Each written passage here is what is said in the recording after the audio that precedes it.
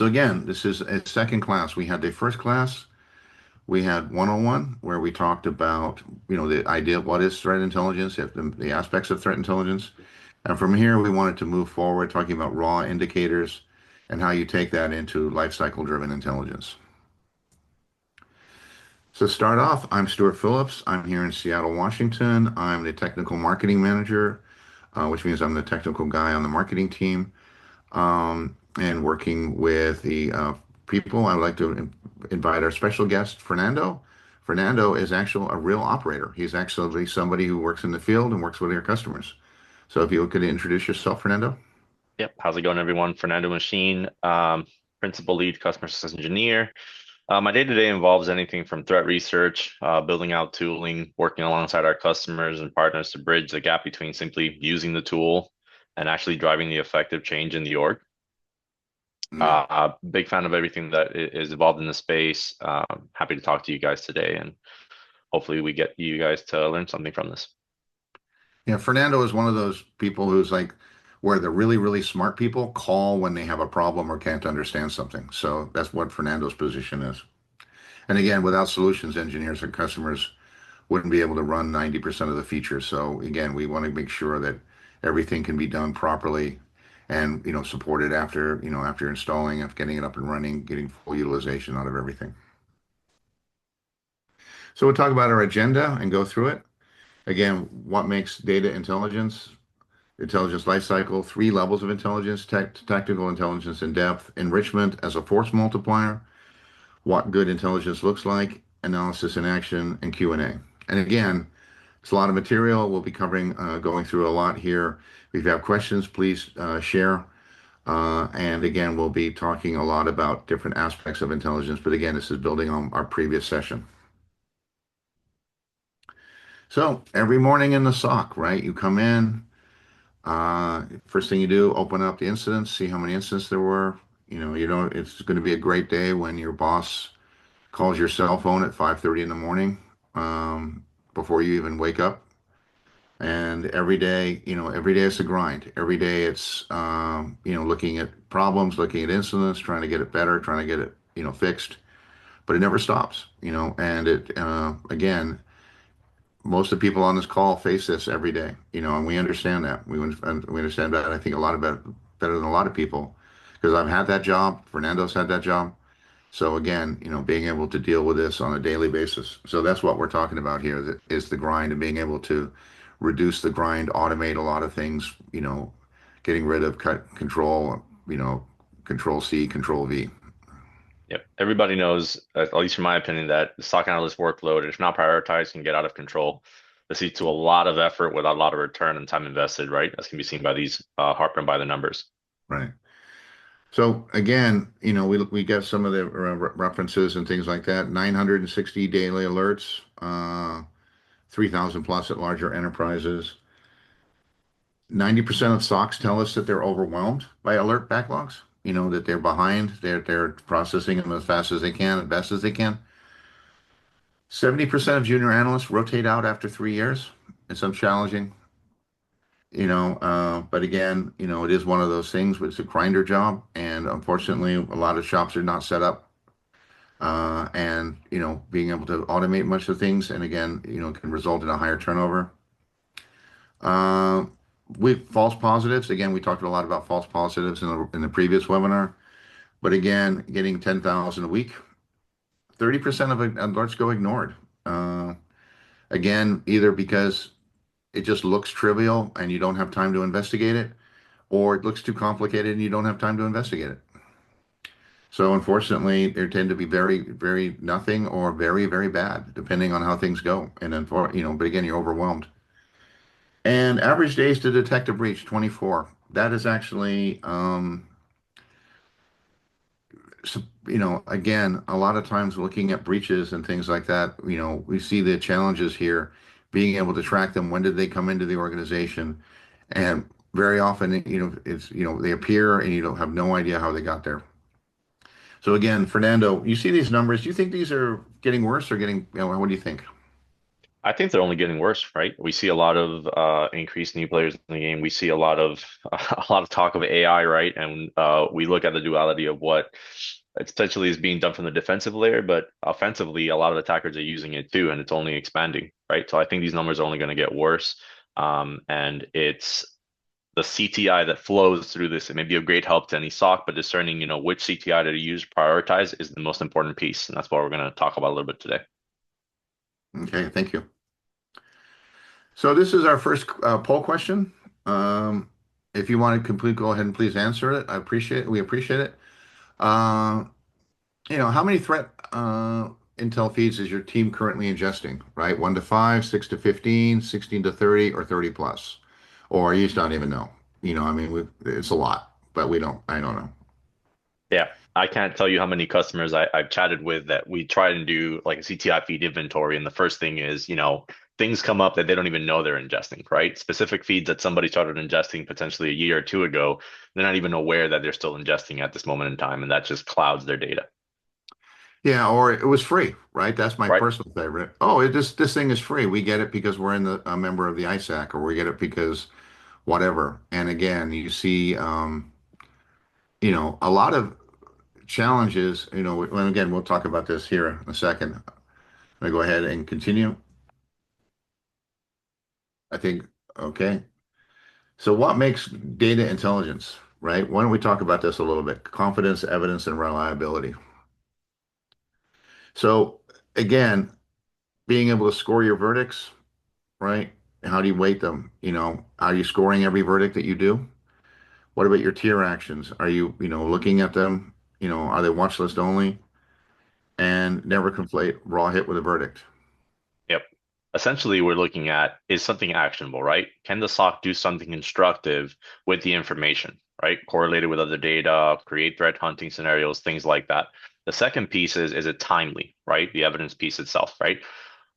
Are the events recent? How lately did they come about? And the relevancy piece, does it apply to our organization overall, right? That's where you get your grading and your credibility scoring associated with it. The last one that I like to look at accordingly is accuracy as it relates to these three, right? Does the content correctly describe what happened? That's the big piece that we want to look at when we look at the actual credibility of it and how it relates to the org. Yeah. And again, this is something that AI agents are very good at, right? If you actually, are having to go through manually and scoring things, if you're doing a lot of these things, this is something an AI agent could very easily take care of, and as this little side job, and create it in real time. It doesn't help you to go back and do this every month. I mean, and I know some people on this call might be like, wow, every month, that would be great. You want something that you're doing it every day, every hour, unfortunately. The way things are going, faster intelligence is more valuable. And so that's always been true. But again, being able to do a lot of these scoring and test interactions and things like that in real time is something a little AI agent on the side can really be helpful with. Okay, so we're going to go ahead and jump into the intelligence lifecycle, 6 stages and where the programs quietly break down. Okay, so again, requirements, right? Define the intelligence question before collecting anything, collection, gather of raw observables, processing, normalizing the data, analysis, turning it into assets, dissemination, deliver the right product at the right time, feedback, measure impact, refine requirements. These are pretty straightforward. I've seen these slides. I've seen this. I've taken security classes where they talk about this. I've given security classes where I talk about this. This seems really straightforward, but it eludes a lot of our customers, unfortunately. A lot of people that we talk to don't get here. And why is that, Fernando? I think when you go and you try to operationalize something like this and implement it, it's really easy to miss one of them, and it's the sum of the whole that matters overall, right? So I see where I see a lot of customers fail is in the feedback loop, right? Is the CTI actionable such that it can be integrated into various soft tools, right? Is it yielding useful results for the soft team, right? Are you implementing quality control? I think if you look at these individually, anybody can say, yeah, these are pretty straightforward to implement from a singular perspective, but the whole and the sum of them and how it gets through the loop, that's where really I see a lot of individual organizations fail, right? Defining and maintaining the standard for annotation and action. That's one of the big things, right? That if we don't understand ahead of time what to watch based on activity, and then you're never going to know when to act based on a hit. Okay. And again, one of the things I work a lot with customers and we talk a lot about is when you're moving from one step to another, are you seeing it as the entire thing, right? Are you writing this out? I mean, a lot of them will say, okay, requirements, let's start there. And it's like, no, no, we have to draw this out. I have to get in front of a big whiteboard and draw a giant wheel with spokes and write this out and say, okay, here you're going to gather these requirements. Here's going to be a collection. How are you going to process that information? If my collection is 25 different formats, right, with completely different types of information and totally, one's a list of IOCs and one's a list of news stories, right? Normalizing that together is very, very challenging for a lot of people. And so again, looking at these different types of things, I find also dissemination, right? Understanding who the audience is, and that a lot of people will try to over collect. They'll try and collect everything and realize that they're creating 45 page reports for a manager who reads the first paragraph. Yep. And it's really a waste of time, everybody's time, unfortunately. So Yep. again, a lot of this has to be looked at holistically, and you Hmm. have to figure out how you are actually doing a lot of this stuff. Yeah, you have to track the pedigree, Yeah. 100%. Okay, so I'd like to bring up our second poll question.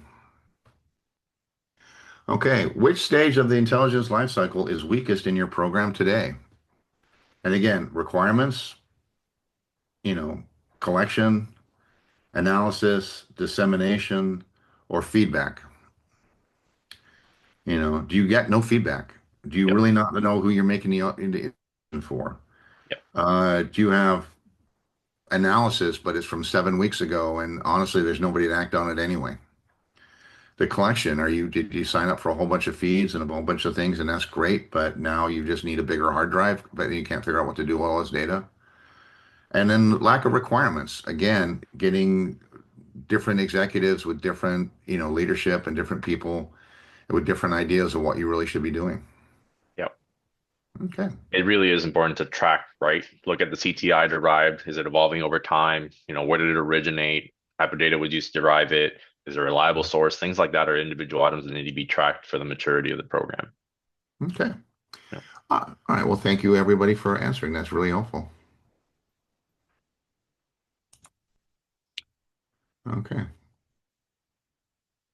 And we'll go ahead and continue. Oops.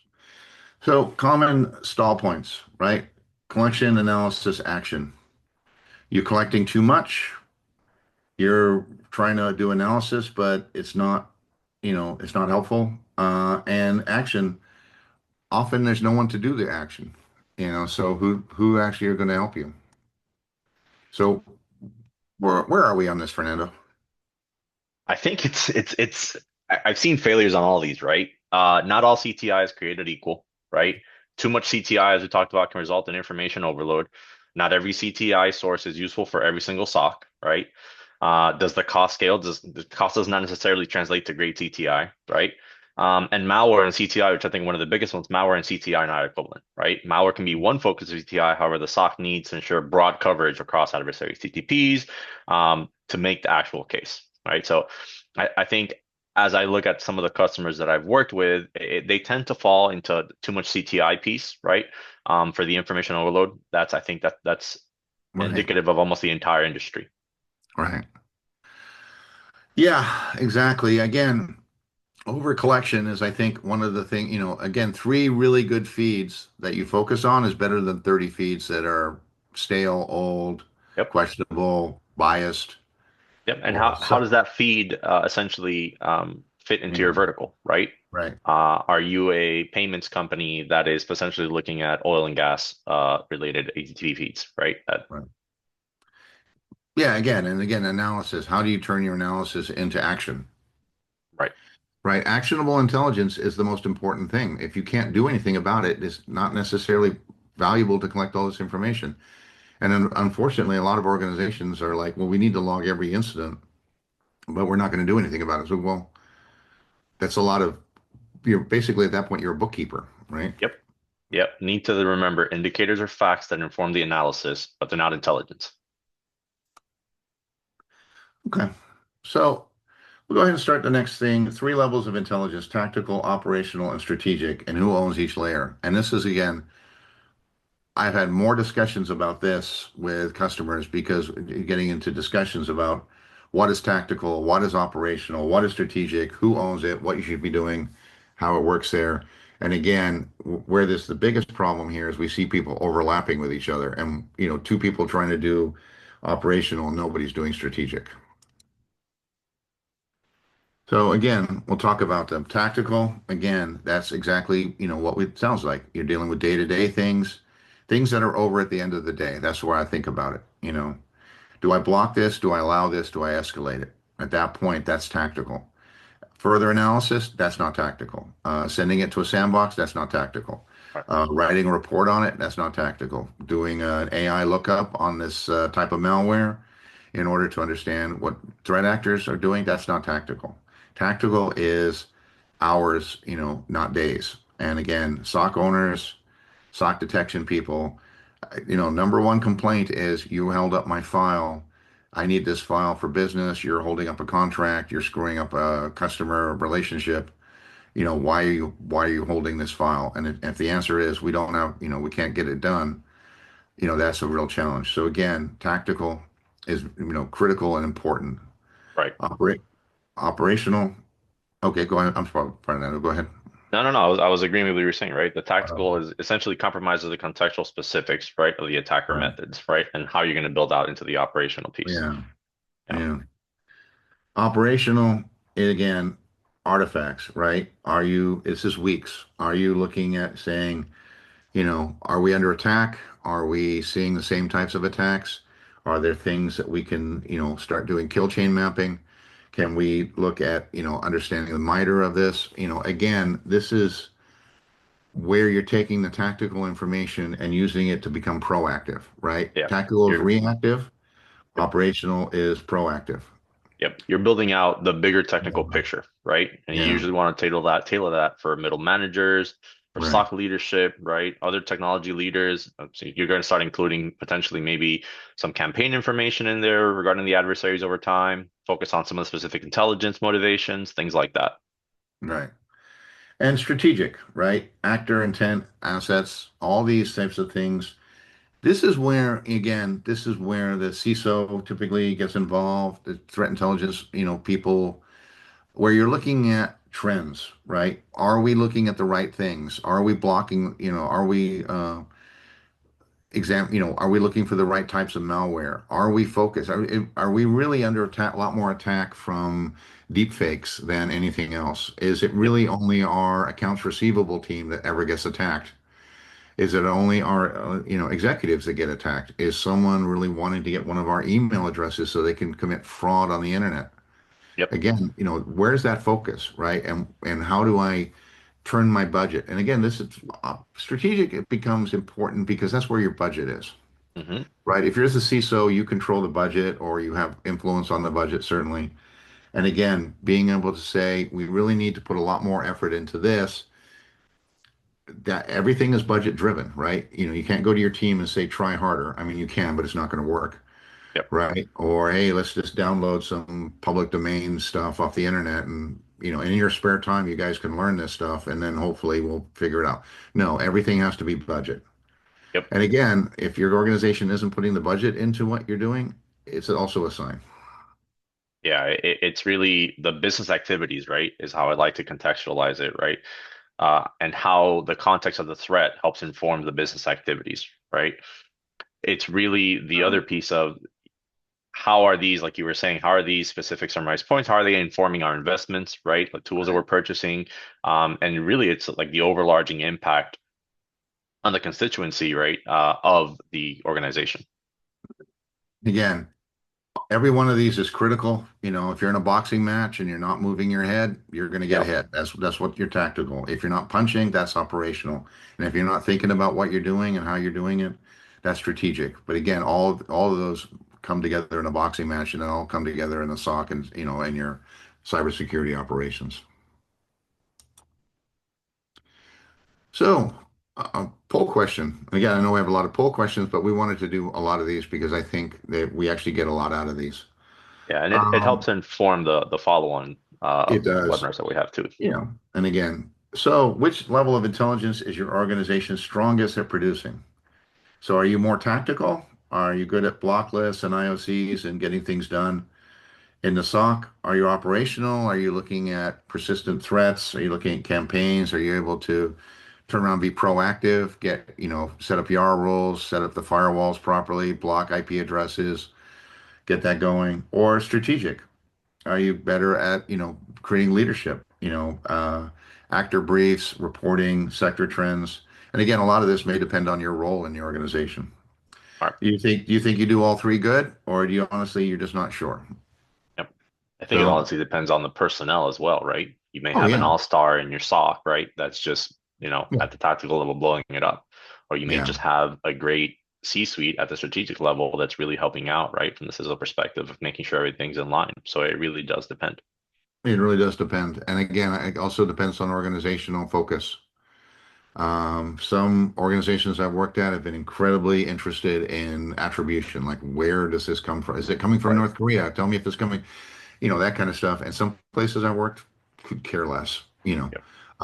They just want to, all it is block the file. Is it a good file or bad file? If it's a bad file, block it. That's 99% of what their whole vision of what they did was. Yep. And again, it depends on the organization, depends on what, again, we have customers. We always ask these types of questions. What do you really care about? And how have you decided how do you staff these? How do you maintain them? What's your budget for these?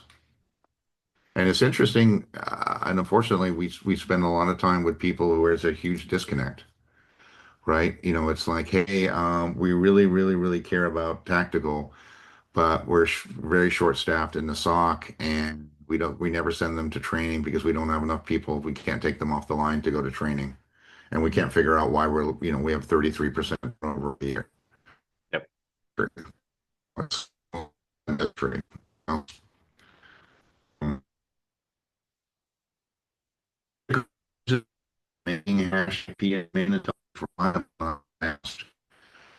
So reliable intelligence is more important than fast intelligence.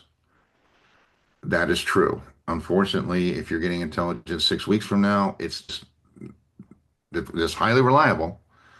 It's really not helping you today, especially if we talk about tactical being a day-to-day job. Okay, why don't you take this, Fernando? You're much more technical. Yeah, definitely. Yeah. So to me, the hash intelligence piece of it, a hash is a fingerprint, right? Not a verdict. 256 is meant to be a system of record, and D5.1 are only really for legacy correlation, right? The real value is going beyond the exact match, going the fuzzy hash, survive replication, repacking, lattification, things like that.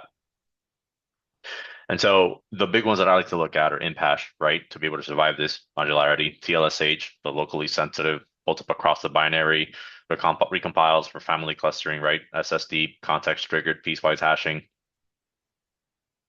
Great for scripts and config variants, right? You pair every hash with an AV verdict, right? The sandbox scores and the authentication chain, and you always carry the first seen, last seen timestamp. Recency drives really the story, right? That's what we kind of want to look at across these. When I talk to specific SOC operators, that's one of the first things I look at, right? Within your org, how do these fall into line, Mhm. right? And how are you utilizing them specifically? Mhm. So this is also related into the idea of file repositories, right? Are you Right. creating a file repository of every file that you've examined? This is one of the things we ask a lot about, with customers. If you're fashing files, are you creating a file repository? Are you checking against that file repository first? I mean, at Reversing Labs, we have a file repository of 422 billion objects, and files, which tells you how important we think it is. We have literally hashed every file we've ever seen, and every file is searchable. Yep. It's And not this, on a mag tape in somebody's garage. yeah, and these and the follow ones really feed back into the go past the feedback loop, right? You're done with the investigation, you're done with the process in terms of life cycle. Are you feeding this into a repo that you can do a quick lookup, right? If you get another sample, potentially is unknown, you get the impasse, you check it against it. Are you going to get some more threat name verification, name verification that you can easily move on to detection logic, right? How does that help you pivot? Is normally the way I like to look at it and reinforce it. Absolutely. So IP intelligence, again, the networking part of it. Yeah. What kind of infrastructure are you looking at, right? It's not just the address itself, right? The ASN, the BGP, the route history, the network it belongs to, and how it's being routed, right? Um, the passive DNS, every domain that's ever resolved it, right? Tor VPN, proxy markers, anonymization signals that reshape the verdict, right? It's important to look at all of these, right? In the context of what is the infrastructure that we're looking at and how does this help us build out the analytics that we need. Yeah, and again, this also comes very important. People ask a lot about this, like, what does this mean? What does this mean? A lot of when I talk with a lot of our MSSP customers, they use this information to look for trends and indicators of compromise. If 90% of your attacks are coming over VPNs, if they're apparently the end user is using an VPN, it's an area of focus, right? You can change your focus dynamically.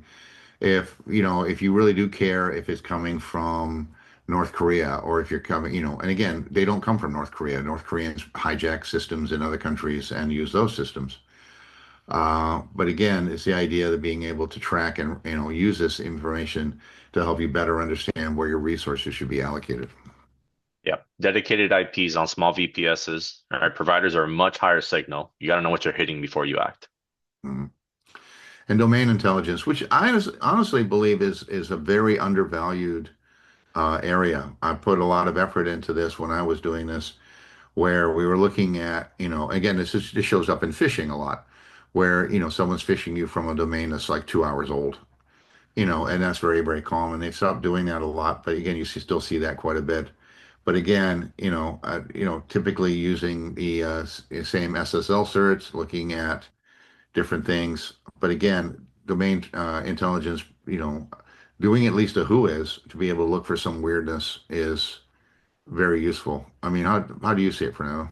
Yeah, exactly the same way. It's much more durable context than an IP, right? The registration record itself is the forensic data. At least that's how I like to look at it. The Yeah. pattern to watch is what you mentioned, right? Newly registered domains, under 30 days old, privacy proxies in place, generic registrars. The combination is a strong phishing or C2 signal, and that's what I normally like to look for. Yeah. Yeah, again, being able to understand like what domains are challenged and blocked, should be blocked. Being able to share that information with the community is very helpful. But also, again, understanding, and unfortunately, you see sometimes that, partners and things that are compromised, and then being able to say, hey, having to be, have that awkward phone call and say, hey, we're seeing emails from you that contain obvious malware, and we don't think you're doing it intentionally, but you need to, get your house in order. And so again, being able to share that information and have that information for them and knowing who to look up, who to contact. And, again, thinking, your email server is, compromised, you need to look at it. So again, this is where area that you need to be able to act upon and act upon quickly. Okay, poll question. When you enrich an indicator, does your enrichment actually change your verdict scoring? Okay, this assumes that you're doing enrichment, but which you should be doing, but hopefully you are. And again, every time, sometimes, rarely, it goes into the case but doesn't change the score, or we don't have a formal scoring model. And again, again, it depends on if you score things. A lot of customers I see score things before they do enrichment, which I think is not best practice. I've seen both. I've seen scored before and after, Yeah, right, to get and that delta for the enrichment layer. yeah, and then again, it depends on how valuable the enrichment is and how long it takes, things like that. And again, also, are you able to score these things in a timely manner, in a consistent manner? I don't like it when the analyst can change the score because then it becomes personal. So some people worry much more about things than other things, you know. And again, you get a different, who, oh yeah, Stuart did all these, you should probably change them back. So unfortunately, that's how a lot of times it goes. But again, organizations do things differently depending on how they're set up. Yep, the human in the loop is still a big part of the problem. Okay, thank you for answering our poll questions. Enrichment as a force multiplier. you wrote this, and again, I can always tell you have a military background because you know, it was the terms that you use. Anyway, geolocation, who has analysis and historical sightings. How does this help me, Fernando? Tell me, how's this a force multiplier? Yeah, how do you turn a tactical indicator into something that a SOC can actually act on, right? Um, a single field rarely decides anything, right? So the combination tells you what you're looking at and how to best move on it, right? So it's like you said, a military background, prior Army infantry, one of the biggest things we taught is how can you amplify the effects of what you're doing, right, to get a better result. And this is exactly what you want to do in that regard, right? Geolocation, assets being able to feed in ship return infrastructure, right? The who is analysis being able to feed that in as well. It all adds on to the additional context of what you're outputting and help derive the analysis. Okay, thank you. So YARA role construction, we talk about this a lot, and I often say when I'm trying to talk to someone about a career in the SOC or hiring or things like that, the two skill sets I look for are automation. Are you good at N8N? Are you good about Zapler? Are you good at these things? And the second is how well do you know YARA and how good are you at creating YARA roles? Because again, YARA rules is a thing that we should be applied. It is a force multiplier. It is an ability to do these things. And actually, we have a webinar coming up just focused on YARA, and Fernando and I will be doing in the future. So again, look forward to that. The next we'll be doing a YARA focused webinar. Again, YARA is searching for strings, really straightforward, and being able to find strings, text, consistent files, of sections of hashes uh, within a file, and then using that to create matches. And again, testing it constantly, improving it constantly, doing it well. Again, is a skill. Something that has to be learned. It has a talent. It has to be practiced. And again, I know people that are incredibly good at it. We have some customers that buy Spectra Analyze purely because they want to create YARA rules. And that's what they've just focused on. That's what they use it for. But again, you should be helping understand YARA rules. We have some really good webinars and some information online about YARA. But again, we will also be having a follow-up. 301 or 401 is going to be on YARA. And so we'll be talking a lot about these things. But again, how much do you see YARA, Fernando? I don't see it as much as I'd like to see it. Working with customers, I think it's one of those things that every customer can start amplifying, utilizing right now to amplify their workloads, right? So a hash detects a file, a YARA detects a family, right? You have something as powerful as our corpus or any other really like CTI backing.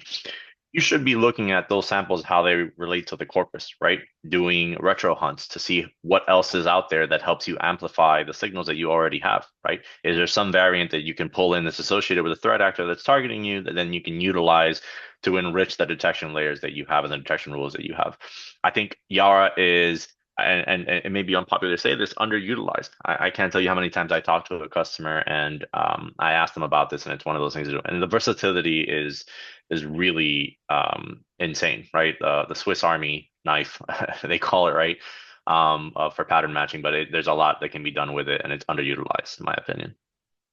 Yeah, and it's interesting too, especially when you realize a lot of malware gets its name from YARA matches, right? Finding strings within that malware, then you say, oh, this is this so and so malware, and it got its name because of a YARA match, and again, being able to leverage that, and again, I think, yeah, again, one of those things totally underutilized. Yep. Threat actor mapping, again, this is something people find really interesting, and it's always you see the articles like North Korean hackers, blah, blah, blah, or whatever, and that's great. But if you're not really using that information to understand the types of attacks that they're doing and change your stance, change your defense, right? It's like, again, I keep coming back to boxing. If you're boxing, I'm left-handed. If you box with me, you should be doing something different. And again, if you're going up against North Korean hackers who are trying to steal, Bitcoin from you, it's different than, Russian hackers who are trying to steal, you know, intellectual property or Chinese hackers that are doing different things. You see Iranian hackers now being very disruptive, especially against oil and gas. But again, it should be actor mapping. It should be, again, that's interesting.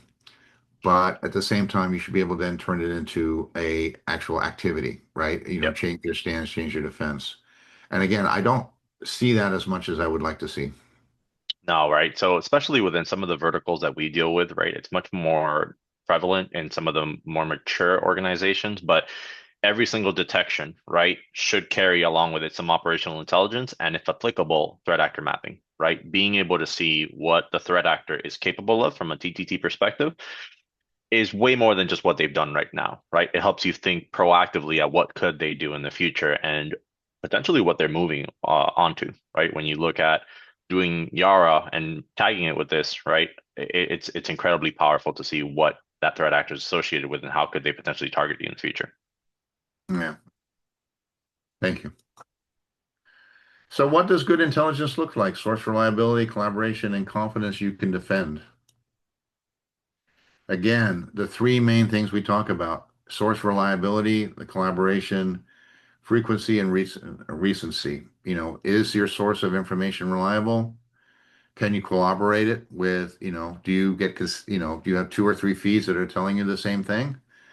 And then you have to be very careful. You make sure that they actually don't all have the same source and that they're actually all coming from the same person. It's really one person telling you the same thing three times. And then frequency and recency, right? How clean is this information? You know, ReversingLabs provides a threat intelligence feed. One of the things about it we are very proud of is we curate it. We clean information almost every 24 hours. We're continually dropping older information because it's not useful. And Yep. again, a lot of feeds will say we have 50,000 things or 100,000 things or a million things, and that's great, but it's just all old and 99% of it is useless. So again, things to look at. Attack mapping and confidence scoring. Again, being able to use MITRE, being able to understand the attack mapping, being able to score it, again, confidence scoring and defensible verdicts. These are things that can be used with AI agents. Being able to pass this off to an agent, having them go through and do confidence scoring, giving you very consistent information, creating a dashboard that's, giving you information in real time, something that, makes it much more useful, much easier, and does a lot of the busy work and things that can be very time consuming. Yep. For attack mapping, going down to the sub-technique level is critical, right? Getting that granularity is really, really important. And like you were saying, passing it off to an agent, right? At that sub-technique level, it's potentially a really easy spin to get a Sigma rule ready to go. Yeah. I think, and again, for maybe the next 2 years, I think every conversation we're going to have with a lot of our potential prospects is, what agents are you using? How are you handing some of this off to agents? And if they're not, they need to start thinking about it, you know? Okay, audience poll question. What's the biggest barrier to running a confidence scoring model like this in your environment? Okay, you don't have the tooling, right? Our platform doesn't support it. Data, we don't have the data. People, we don't have the time. And again, that's where we talk about agents as freeing up time. Buy-in, we could do it, but leadership doesn't care, and they don't, they're not really, it's not really no one who does anything with it. And nothing. We actually don't need to worry about it because we already do this. Okay. So again, people by far is the problem. Not the shortage of people is the problem for a lot of, a well-staffed, team is solves a whole bunch of problems, right? Yep. So unfortunately, that's where a lot of people are. You have shortages, you have, people taking time to train, you have turnover, you have other things. And again, that's everybody's facing that problem right now. It is one of those things, though, that if any time can be carved out for it, even at a small level, it really does pay dividends in spades going to the Yeah, future. So I understand that the people aspect of it is the biggest one, but that it really does help once you get the ball rolling. absolutely. Thank you. So at this time, I'd like to hand it back over to Fernando. I'm going to stop sharing and we're going to go ahead and do a demo. Okay, let me get ready here. Start sharing my screen.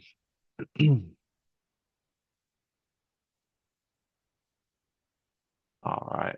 Let me know when you can see the screen. Looks like it's coming up now. We can see the screen. All right, perfect. So here's what you get handed, right? Here's what the analyst inherits at 9 a.m., 2.2 megabyte, Windows executable, SHA-256, a file name, just a hash repeated, right? This is the data layer. We have a claim, no verdict yet. And the job is of intelligence is to get from here to a defensible action and leave a paper trail an auditor can essentially follow, right? So the top banner, this is how we like to illustrate essentially what we know. Risk score of 10, classification, you're looking specifically at the trust factor, which is 5, unknown, threat level 5 equals to a 10 risk factor. You get on top of that the YARA plus static analysis for the classification reason, what came in, and you get the threat actor name, ransomware, lockbit, right? On top of that, you get detections, community threat detections 20 out of 34 for AV hits, and then that one YARA that matched on it, right? Yes. So just a point there, we're sending out to 34 different AV engines and getting 28 positive responses.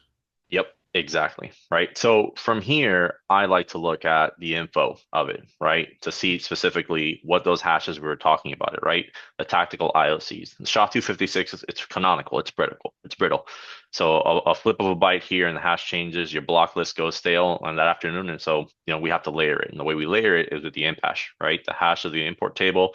Some compilers, same compiler, same Windows API surface, same family, survives repacking. It's the IOCs you want to push to the EDR for a fleet sweep and not specifically the 256.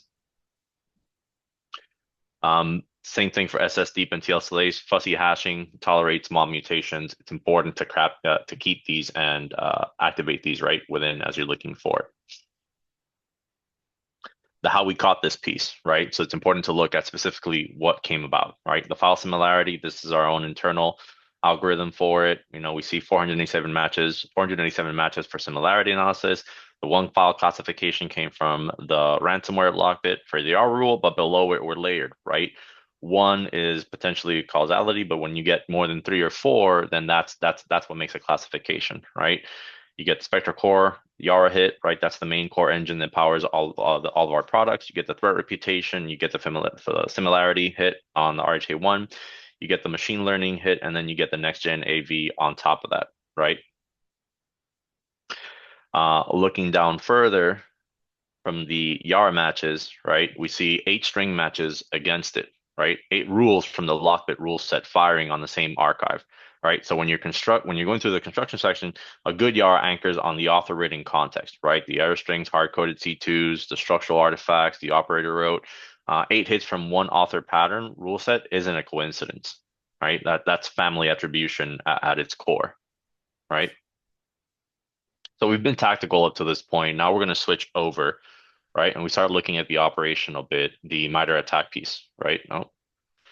And so from the MITRE attack piece, what essentially, what essentially we're looking at is the different insights that we can garner, right? Defense evasion, 9 technique, discovery, 11 impact 4, right?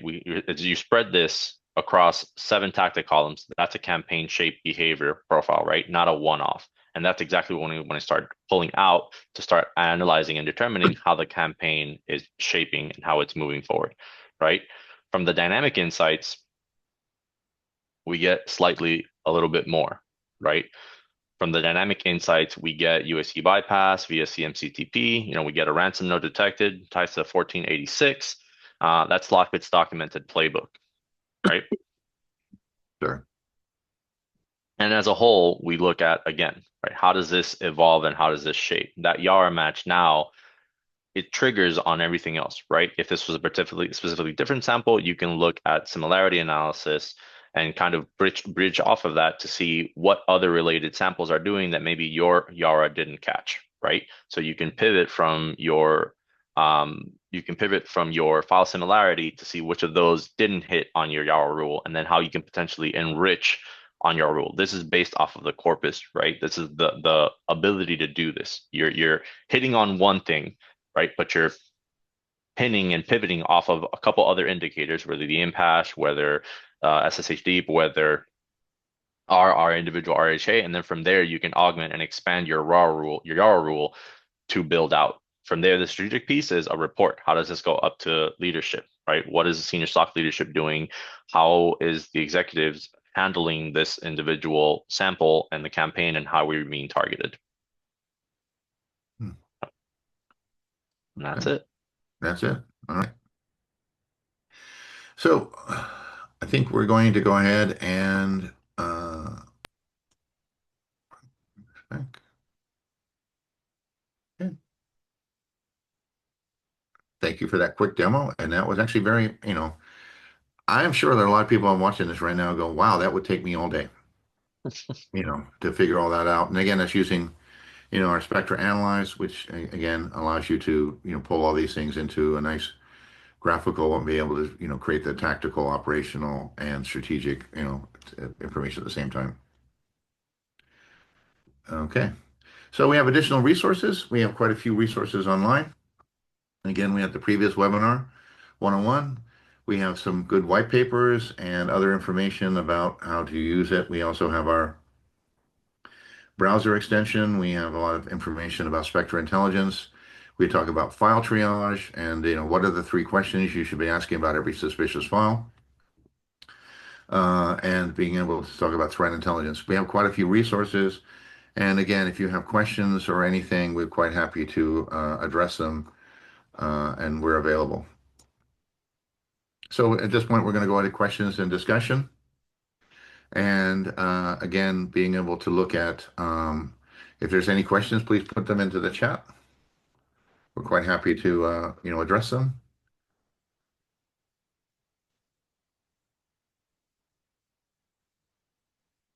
Okay.